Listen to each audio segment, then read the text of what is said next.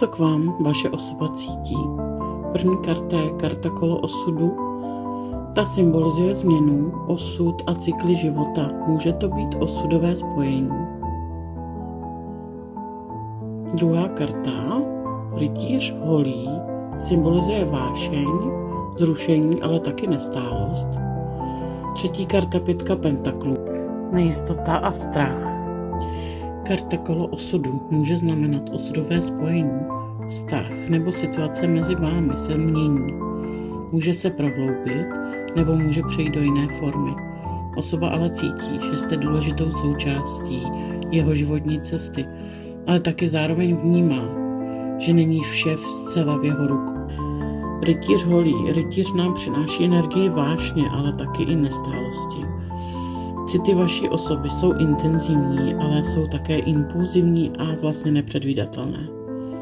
Cítí silnou přitažlivost a touhu po dobrodružství s vámi. Může to být ale více poháněné vášní než hlubokými emocemi. Pětka pentaklů.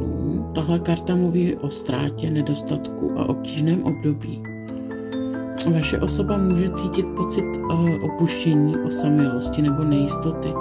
Mohlo by to naznačovat, že cítí určitý strach nebo nedostatek, který ho omezuje v plném projevení citů.